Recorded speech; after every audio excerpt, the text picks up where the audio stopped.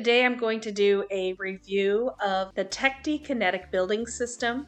I got this with my 7th grade Timberdoodle set, and my 7th and 8th grader have been playing with it, especially my 8th grader. He has really enjoyed creating different movable structures with it. You can use this TECTI Kinetic Building System to build more than 50 movable structures.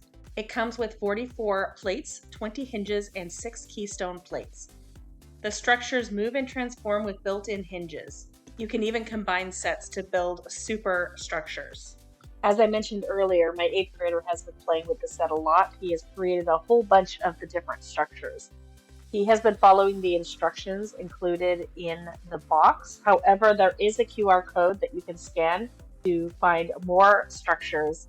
You can use this set to build 50 different structures using the provided plates and hinges.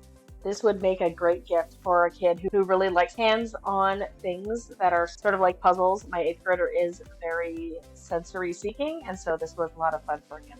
If you're interested in purchasing this, I will put links in the description box below to the Timberdoodle 7th grade kit, as well as the place that you can buy the TECTI Kinetic Building System.